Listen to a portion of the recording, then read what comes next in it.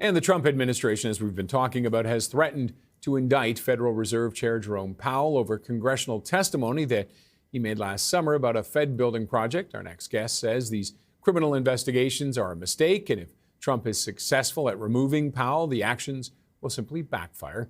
Here to give us his perspective is Ryan Young, senior economist at the Competitive Enterprise Institute. Ryan, thanks very much for joining us. Thanks for having me. Why do you think this is a bad move? Because central bank independence is key to affordability, stable prices, America's international trade. All these things are very important, not just to the administration, but to all of America and all of our trading partners. And that's under threat when central bank policy is made by the president instead of by an independent official like Jerome Powell. Where do you see this going? Is there enough that it may actually turn into an actual possibly criminal charges against someone, or does it look like this may go away?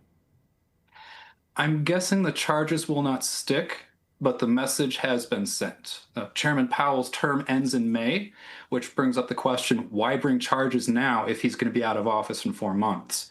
But he's going to remain on the Fed's Board of Governors through 2028 and might be a potential thorn in the president's side. So I think the president wants to send a message, and on the off chance that these allegations succeed, the president can install his own yes man as Fed chair sooner rather than later. Now, is this the hope that, do you feel that's the thing? The president is hoping that he'll just leave after this? He won't stick around for the rest of his term?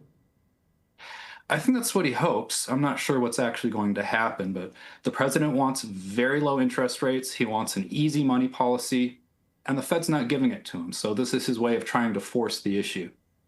Why do you think low interest rates might be I guess why would you think low interest rates, at least doing it this way, would be a bad thing?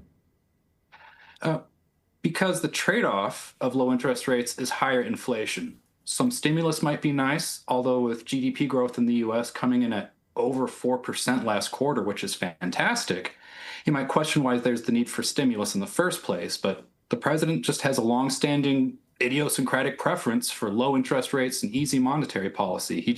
He likes stimulus, and the more the better from his perspective. And how do you feel the market will react if that's how it unfolds, where he does get one of his men in there or one of his women in, depending on who he's choosing? How will the markets react? They won't like it one bit, because markets love stability more than anything else. They love low interest rates, but they love stability more. And a trade-off of Trump-style low interest rates is less trust in the Federal Reserve, which means even if the official interest rate is only 1%, the market rate of interest is going to be a lot higher because of that lack of faith and trust in the United States government.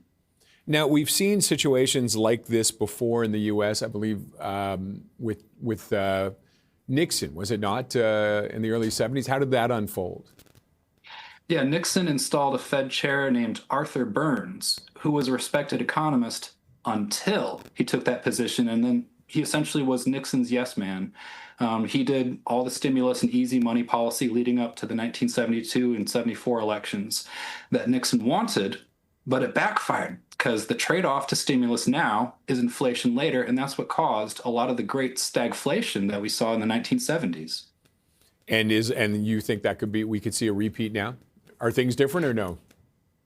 It's a risk. The economy's fundamentals are in good shape. They've taken some damage from the tariffs, and especially the economic uncertainty across the policy spectrum. But the American economy is also resilient. So I'm cautiously optimistic, provided that this investigation into Chairman Powell doesn't result in his removal.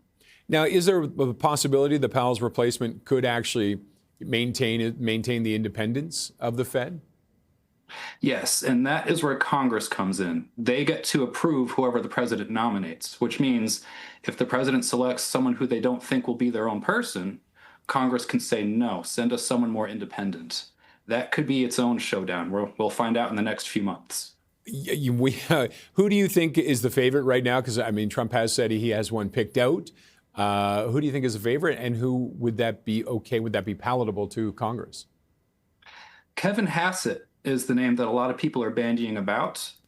Before he entered the political arena, he was well known for having common sense, but he said some things that perhaps might jitter markets since he's joined the administration. So he might be a good compromise pick. Some of the more radical choices the president make, he already knows that Congress might find unpalatable. Would Congress go with him, though, you think? That's the question. We've seen 2 dissenting Republican senators so far. They need at least 4 dissenters, and that is hard to come by in this political moment. And what about the rest of the world? How are they going to react to how this is unfolding right now and also longer term? Well, it's not going to be good for the dollar's status as a world reserve currency. If this does result in higher inflation and a weaker dollar, that's makes the dollar a little less of a safe haven currency. It can also affect America's trading relations on top of what's already been happening with tariffs. And I mean, we have the up right now, the dollar's off by a quarter point today alone. Yeah, well, we'll see how that goes. It remains to be seen how seriously markets are going to take the charges. The president pulled something similar with Lisa Cook, a different member of the Fed's Board of Governors, and he did not succeed in removing her. So if he couldn't remove a lesser official, is he going to succeed in removing Powell? So far, markets seem to be taking the news in stride. We'll see if it stays that way. And assuming his next appointment leans towards Trump, how can he regain the trust of the markets? What will it take for that head of the Fed to regain the trust of the markets? They are just 1 vote out of 12 when it comes to interest rates, but some gesture of sticking up to the president, whether it's through interest rate policy or through public statements, or the Fed's balance sheet policy, which is another area of concern, those gestures of independence will go a long way towards regaining trust, not just with markets, but with America's allies and trading partners around the world. Okay, we have to wrap it up there, but Ryan, thank you very much for joining us. Thank you. Ryan Young is a senior economist at the Competitive Enterprise Institute.